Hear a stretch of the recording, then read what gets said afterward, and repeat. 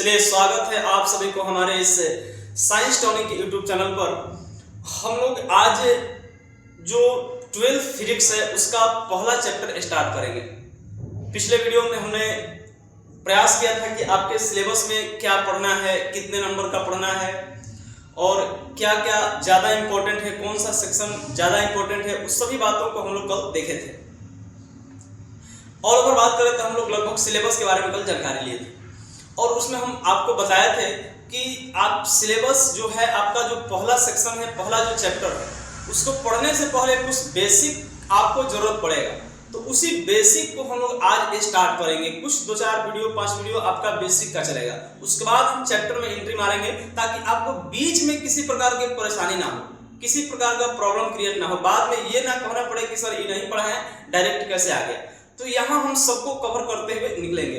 तो चलिए हम लोग आज स्टार्ट करते हैं। समय को ध्यान में रखते हुए हम लोग आज स्टार्ट करते हैं। जो इसमें आपका पहला सेक्शन होगा, इसमें पढ़ने से पहले हम लोग चैप्टर स्टार्ट करने से पहले पढ़ेंगे बेसिक। आपका बेसिक इसमें स्टार्ट होगा। इसमें कुछ बेसिक कंसेप्ट पढ़ना है इसमें, और बेसिक आप इसमें हेडलाइन बेसिक दे दीजिए। और इसके बाद हम लोग करेंगे क्या, कुछ ऐसे भी टर्म पढ़ना है।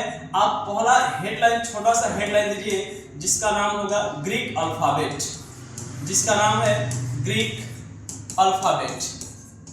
ग्रीक अल्फाबेट आप इसका पहला हेडलाइन दीजिए। देखिए, ग्रीक अल्फाबेट की बात करें, अल्फाबेट आपका इसमें ग्रीक अल्फाबेट हो गया, ग्रीक अल्फाबेट।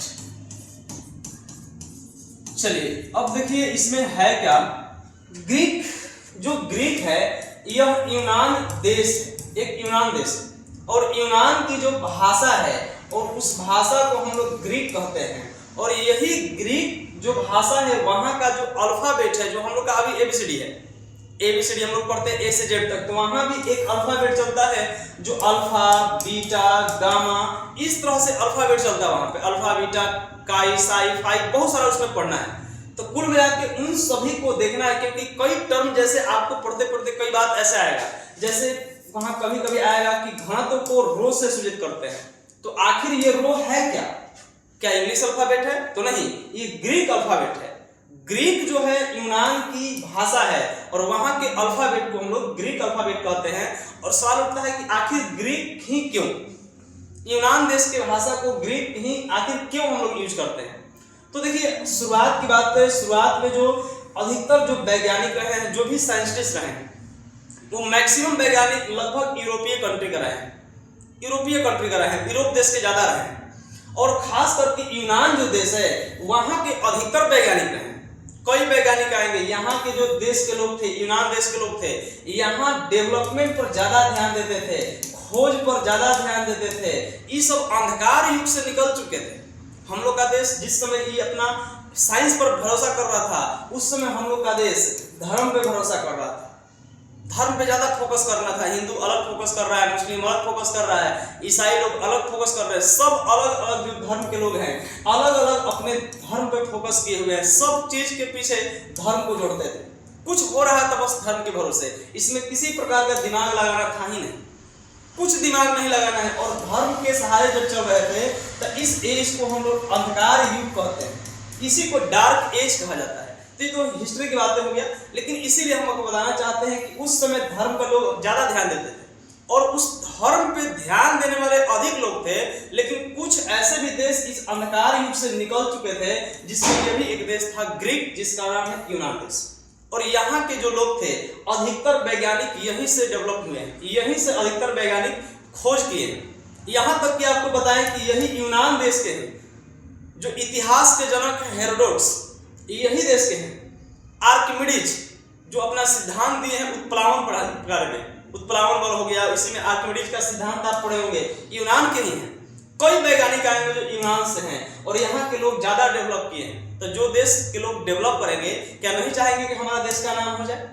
एकदम चाहेंगे कि हमारा देश का नाम हो, और वो चाहेंगे कि हमारा देश का नाम रहेगा तो हमारा देश का अल्फाबेट चलना चाहिए, और हमारा देश का अल्फाबेट चलेगा तो इसका जो आगे चल के फायदा हो। तो इसीलिए यहाँ के जो देश के लोग थे अपने अल्फाबेट पे जो भी खोज किए अपने अल्फाबेट पर रख दिए। अब मान लीजिए इसमें हो गया थीटा, कौन को थीटा से सूचित करते हैं। अब आगे पढ़िएगा, इसको फाई पढ़ते हैं, विद्युतीय फ्लक्स को फाई से सूचित करते हैं। तो जो फाई हो गया, थीटा हो गया, इसी में सिग्मा हो गया, इसी में काई हो गया, ये आपका कई तरह से और आ गया, ये रो हो गया, ये आपका लैम्डा हो गया, ये आपका कई तरह से इसमें आपका साई हो गया। बहुत सारा जो है सब अल्फा बीटा है, सॉरी इसमें अल्फाबेट है, और सभी अल्फाबेट जो है इसको हम लोग यह ग्रीक अल्फा इसको कहते हैं। ये यूनान का एक भाषा है और वहां के अल्फाबेट को ग्रीक अल्फाबेट कहते हैं, और उसी में कुछ हम लोग के पढ़ना है। थोड़ा आप समझिए, कुछ हल्का हम चाहते थे कि कुछ कर ले इसमें, तो थोड़ा समझिए बातों को। इसमें लिख लीजिए हेडलाइन में ग्रीक अल्फाबेट क्या क्या है, उस पर थोड़ा सा हम लोग देख के पकड़ना होगा कि कौन कौन क्या है। तो चलिए पहले हम लोग लिखेंगे, सबसे पहला इसमें हम लोग लिखते हैं अल्फा। देखो देख के पकड़ना होगा कि इसका नाम क्या है, लिखते चलिए अल्फा। यह जो है आपका है बीटा, इसको हम लोग बीटा कहते हैं। ये आपका है जो है बहुत सारा, लेकिन जो पढ़ना है वही हम लोग लिखेंगे, जो आपको पढ़ना है वही हम लोग लिखेंगे, ताकि आगे जो जो यूज हो रहा है उसी को हम लिख, है तो बहुत सारा, लेकिन जो जो आपके सिलेबस में यूज होगा, जो आपको चैप्टर में आएगा उसी को हम केवल लिख रहे हैं। अल्फा बीटा गामा, इसी में बहुत सारा हो गया। टी हो गया आपका थीटा, इसको हम थीटा कहते हैं। फिर बहुत सारा इसमें आएगा, ये आपका जो हो गया गामा, ये तो हो गया आपका, यह आपका जो हो गया इसको हम लोग लैम्डा कहते हैं। ये आपका लैम्डा है, इसी में बहुत सारा इसमें और आएगा, अल्फा बीटा गामा लैम्डा हो गया। ये आपका फाई हो गया, इसको हम लोग फाई पढ़ते हैं। ये थीटा हो गया आपका, इसमें हो गया। यह आपका, इसको बात करें तो इसको हम लोग इप्सिलॉन कहते हैं, यह इप्सिलॉन है, और नीचे जीरो डालते हैं तो इसको इप्सिलॉन नॉट कहते हैं। यह आपका इप्सिलॉन नॉट है, इप्सिलॉन नॉट। फिर इसको हम पढ़ते हैं म्यू, ये आपका है म्यू, और इधर नीचे अगर डाल दिए तो इसको पढ़ते हैं म्यू नॉट, इसको कहते हैं म्यू नॉट। और इसमें बहुत सारा इसमें और है, इतना आप धीरे धीरे इसको नोट कीजिए। ये देखिए आपको कुछ आया टर्म, ये alpha beta gamma theta lambda phi epsilon epsilon naught mu mu naught, और इसमें कुछ कुछ टर्म देखना है। इसमें आपका यह जो है इसको हम लोग रो कहते हैं, इसको रो पढ़ते हैं। देख के पकड़ना होगा कि आखिर है क्या, आपको सिंबल देख के पकड़ना होगा कि उसका नाम क्या है। ये रो हो गया, म्यू है म्यू नॉट है, इसमें और सारा कुछ आएगा।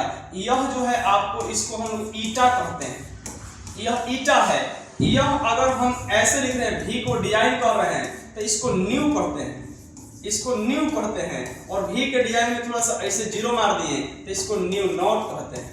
कौन कहाँ यूज होगा धीरे धीरे चैप्टर में आपको मिलेगा। तो यह आपका हो गया न्यू नॉट, यह आपका हो गया न्यू नॉट। तो इतनी बात आप लिखिए, कुछ कुछ अभी और है, बहुत सारा है, जैसे जैसे याद आएगा उसको हम नोट करेंगे। तो अल्फा बीटा गामा थीटा, इसमें हो गया लैम्डा, ये हो गया फाई इप्सिलॉन इप्सिलॉन नॉट, इसको हम म्यू म्यू नॉट रो, इसको ईटा, यह आपका हो गया न्यू, ये हो गया न्यू नॉट। ये आपका लगभग अभी और है, इसको हम लोग सभी को हम लोग कहते हैं ग्रीक अल्फाबेट। धीरे धीरे ये सब आपको यूज में आएगा, कहाँ किसको सूचित करते हैं, कहाँ कौन प्रयोग होगा, सब धीरे धीरे आपको मिलेगा। तो ये रहा आपका अल्फाबेट। तो चलिए आप इसको नोट कर चुके हैं, आप नहीं नोट किए तो आप एक स्क्रीनशॉट ले लीजिएगा। हम लोग धीरे धीरे आगे बढ़ते हैं। इसके बाद का टर्म की बात करें तो देखिए, कुछ आपको कांस्टेंट जो है, नियतांक जो है, उसका मान निकालना होगा। सॉरी, इसमें आपको याद करना होगा नियतांक का मान। इसको हम कहते हैं value of constant, value of constant, value of constant. कुछ नियतांक है, नियतांक मतलब होता है नियत के मतलब नहीं बदलने वाला, नियत के मतलब नहीं बदलने वाला, जो समान रहे, जो अचर रहे, कांस्टेंट रहे, उसी को नियत कहते हैं। ये बदलता नहीं है, और इसका कुछ ना कुछ वैल्यू पढ़ना है, कुछ कुछ उसी को हम लोग याद करना है। तो चलिए हेडलाइन दे दीजिए, नियतांक का मान, इसमें आपका है वैल्यू ऑफ कांस्टेंट। तो चलिए इसमें पहला हम लोग देखेंगे इलेक्ट्रॉन पर आवेश, इलेक्ट्रॉन पर आवेश। चलिए लिखते चलिए, इलेक्ट्रॉन पर आवेश। हम चाहेंगे कि आपको सभी बातें कॉपी पर आपको नोट करवाते चले, सामने लिखते चले, ताकि लगे नहीं कि सर पहले से लिख के तैयार है। हम सामने लिखेंगे, आपको लिखवाएंगे, तुरंत लिखना है। तो चलिए इलेक्ट्रॉन पर आवेश है, और यहाँ ई से कर दिए, यहाँ -1.6 × 10⁻⁻19 कूलम। इलेक्ट्रॉन पे चार्ज का जो वैल्यू होता है माइनस में होता है, और इसका वैल्यू है 1.6 × 10⁻⁻19 कूलम, इसका वैल्यू है। सी फॉर यहाँ कूलम है, कूलम आवेश का मात्रक होता है। और दूसरा जो है, इसमें दूसरा हम लोग देखेंगे प्रोटॉन पर आवेश या इलेक्ट्रॉन पर, सॉरी इसमें प्रोटॉन पर कर लेते हैं। प्रोटॉन पर आवेश, प्रोटॉन पर आवेश, इसको हम लोग P से सूचित करेंगे और इसका जो वैल्यू है 1.6 × 10⁻⁻19 कूलम। वैल्यू वही है, बस खाली नेगेटिव है पॉजिटिव है। थर्ड जो है इलेक्ट्रॉन पर द्रव्यमान, इलेक्ट्रॉन पर द्रव्यमान, इलेक्ट्रॉन का द्रव्यमान कर लेते हैं, इलेक्ट्रॉन का द्रव्यमान। और इसके लिए शॉर्ट हम लोग यूज करेंगे मास of electron, mass of electron. और इसका जो वैल्यू है 9.1 × 10⁻−31 kg। 4 नंबर जो है प्रोटॉन पर, प्रोटॉन का द्रव्यमान, प्रोटॉन का द्रव्यमान, प्रोटॉन का द्रव्यमान, इसको हम लोग मास ऑफ प्रोटॉन कहेंगे और इसका वैल्यू 1.67 × 10⁻, सॉरी इसमें -27 होता है, -27 kg। नेक्स्ट 5 नंबर जो है, 5 नंबर जो है इसके बाद हम लोग देखेंगे 5 नंबर जो आएगा एक और है इसमें आपको हम लोग देख लेते हैं विद्युतशीलता नियतांक। विद्युतशीलता नियतांक ये धीरे धीरे सब आएगा बाबू, धीरे धीरे सब मिलेगा। विद्युतशीलता नियतांक, विद्युतशीलता नियतांक, इसको इप्सिलॉन नॉट से सूचित करते हैं और इसका वैल्यू 8.85 × 10⁻12 कूलम स्क्वायर प्रति न्यूटन मीटर स्क्वायर। या इसका एक और वैल्यू है वो पाई में वैल्यू है, उसका जो वैल्यू बाबू है वह जो है आपका, इसको या में कर सकते हो 1/36 पाई, 36 पाई × 10⁻9 कूलम स्क्वायर प्रति न्यूटन मीटर स्क्वायर। ये आपका इतना वैल्यू हुआ, ये कुछ वैल्यू है। तो चलिए यहाँ से आप कुछ 5 वैल्यू हम लोग लिखे हैं, अभी और कुछ है उसको भी हम लोग नोट करते चले। तो चलिए यहाँ तक आप बढ़िए धीरे धीरे। अब हम लोग यहाँ से हो गया विद्युतशीलता। इसके बाद 6 नंबर में हम लोग देख लेते हैं एक और है वैल्यू चुंबकशीलता नियतांक। यहाँ पर लिखते हैं चुंबकशीलता नियतांक, ये क्या है, आखिर इतना हम लोग वैल्यू है, तो यह सब हम लोग को धीरे धीरे चैप्टर आएगा वहां मिलेगा। चुंबकशीलता नियतांक, चुंबकशीलता नियतांक, इसको म्यू नॉट से सूचित करते हैं और इसका वैल्यू 4 पाई × 10⁻⁻7 यह न्यूटन प्रति एम्पियर स्क्वायर होता है। 7 नंबर हम लोग जो वैल्यू लिख रहे हैं इसमें, यह गुरुत्वाकर्षण का सार्वत्रिक नियतांक को लिखते हैं। यह भी कहीं कहीं यूज होगा, इसको भी लिख लेते हैं। गुरुत्वाकर्षण का सार्वत्रिक नियतांक, यूनिवर्सल कांस्टेंट ऑफ ग्रेविटेशनल, इसमें आपका गुरुत्वाकर्षण का सार्वत्रिक नियतांक है। यह जो है इसको हम लोग G से सूचित करते हैं और इसका वैल्यू 6.67 × 10⁻11 यह आपका न्यूटन मीटर स्क्वायर प्रति होता है kg स्क्वायर। यह गुरुत्वाकर्षण का सार्वत्रिक नियतांक है। 8 नंबर की बात करें, कुछ और वैल्यू है, 6 तक हो गया, 7 से 8 तक। यहाँ से 8वां नंबर जो वैल्यू है एक आएगा इसमें प्लांक नियतांक, प्लांक नियतांक, प्लांक नियतांक, इसका भी बड़ा इंपॉर्टेंट रोल है बाबू। हम बात करें तो इसका जो मैकेनिक्स कह सकते हो कि इधर जो फिजिक्स नया में ट्रेंड कर रहा हो, यह फिजिक्स जो है यह इसमें प्लांक नियतांक का वैल्यू बहुत ज्यादा इसमें आएगा। इसमें आपका कह सकते हो कि जब आइंस्टीन का थ्योरी इन मॉडर्न फेज में ज्यादा डेवलप किया है, तो इसको थोड़ा सा ज्यादा पढ़ना है। मॉडर्न फिजिक्स में पढ़ोगे, मॉडर्न फिजिक्स आएगा तो इसका वैल्यू ज्यादा यूज होगा। प्लांक नियतांक को H से सूचित करते हैं और इसका जो वैल्यू है यह 6.67 × 10⁻34 जूल सेकंड होता है। 6.67 × 10⁻34 जूल सेकंड होता है। और 8 नंबर एक और लिखते हैं रिडबर्ग नियतांक। यह भी मॉडर्न फिजिक्स में ही आएगा, रिडबर्ग नियतांक। और इसका जो वैल्यू है, इसका जो वैल्यू है इसको R से सूचित करेंगे और इसका जो वैल्यू है 1.67 × 10⁻⁷, इसमें आपका 10⁻⁷ और यह मीटर इनवर्स होता है, मीटर इनवर्स होता है। इतनी बात हम लोग के पढ़ना है जो नियतांक का मान है, यानी कि वैल्यू ऑफ कांस्टेंट। सब वैल्यू देखो, इसमें इसका कोई उपाय नहीं है, ये तो आपको याद करना होगा। इस सब वैज्ञानिक लोग अपना कुछ वैल्यू सेट कर दिए तो सेट कर दिए, आपको याद करना होगा। अब ऐसा नहीं सर कहां से आया, क्यों आया, तो ये सब वैल्यू खुद से माना गया है। इसमें एक वैल्यू कांस्टेंट है, तो कांस्टेंट वैल्यू को आपको याद करना होगा। बाकी इसका डिटेल तो है ही, पढ़ना ही है। यहाँ से जो गुरुत्वाकर्षण के सार्वत्रिक नियतांक के बारे में 11th में पढ़ना है, लेकिन आपको कुछ वैल्यू याद करना पड़ेगा। तो इतनी वैल्यू आपको याद कीजिएगा तो कम से कम कुछ 2-3 क्वेश्चन आपको निकल जाएगा। तो आप इसको पहले नोट कीजिए। हम इसी से 3 क्वेश्चन चलेंगे, 3 क्वेश्चन चलेंगे। आपको 3 लगभग देखते हैं 3 क्वेश्चन चलेंगे, देखते हैं कितना सही कर पाते हैं। तो इसको पहले नोट कीजिए, बढ़िया से इसको नोट कीजिए, एकदम बढ़िया से इसको।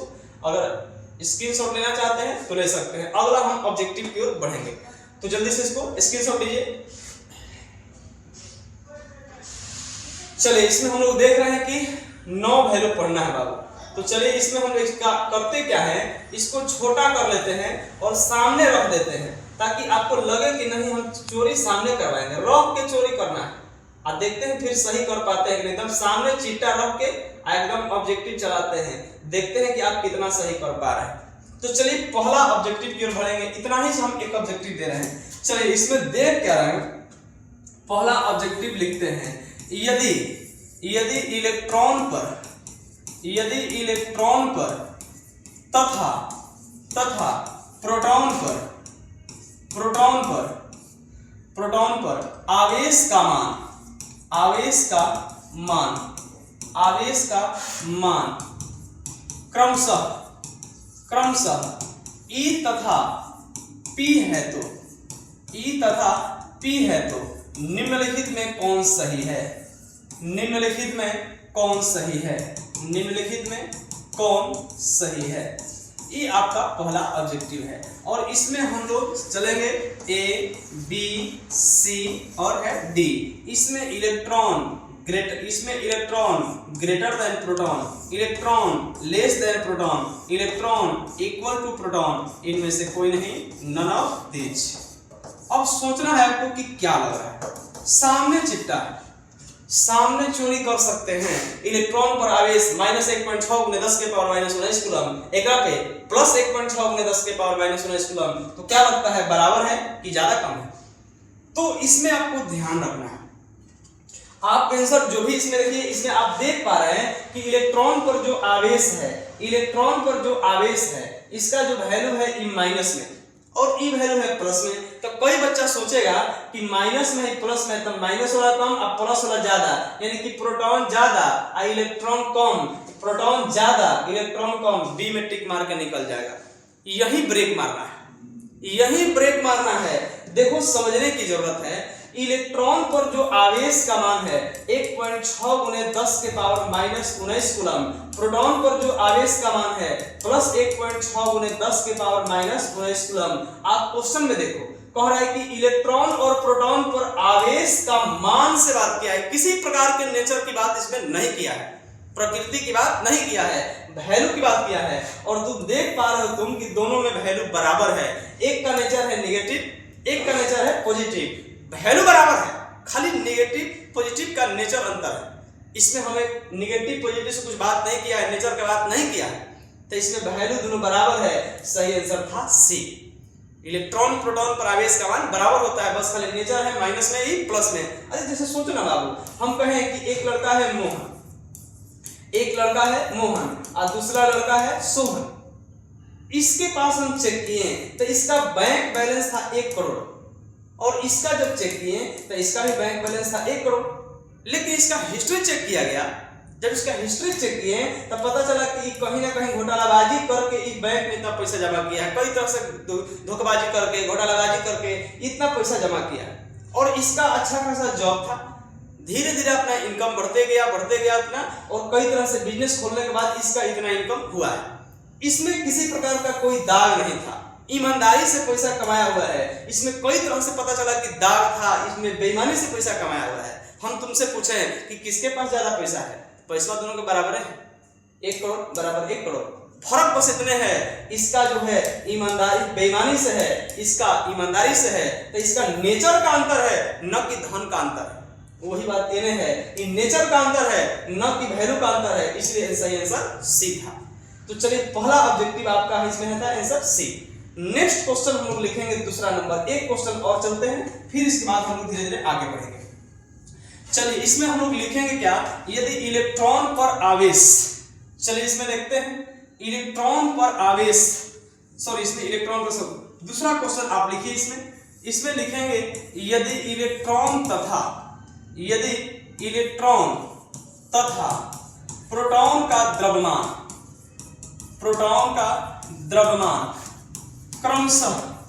क्रमशः मास ऑफ इलेक्ट्रॉन तथा मास ऑफ प्रोटॉन हो तो कौन सही है? इसमें हम ऑप्शन लिख देंगे mass of electron greater than mass of proton, mass of electron less than mass of proton, C mass of electron equal mass of proton, and D none of these. अब देखिए इसमें क्या लग रहा है, देखो बढ़िया से। कह रहा है कि इलेक्ट्रॉन पे जो द्रव्यमान है वो मास ऑफ इलेक्ट्रॉन है, प्रोटॉन पे द्रव्यमान है मास ऑफ प्रोटॉन है।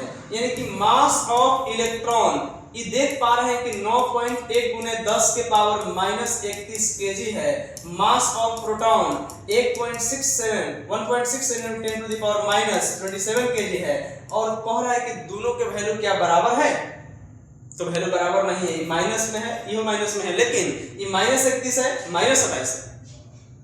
अब देखो कि ध्यान रखना है कि माइनस में जितना ज्यादा होगा उसका वैल्यू उतने कम होगा, माइनस में जितने कम होगा उसका वैल्यू उतना ही ज्यादा होगा। इसका मतलब माइनस में कम है तो वैल्यू ज्यादा है, माइनस में ज्यादा है तो वैल्यू कम है। तो प्रोटॉन ज्यादा है, इलेक्ट्रॉन कम है, मतलब इसका द्रव्यमान ज्यादा है, इसका द्रव्यमान कम है। ये वाला भारी है, ये वाला हल्का है। तो सही आंसर होगा कि प्रोटॉन ज्यादा इलेक्ट्रॉन से। सही आंसर बी था।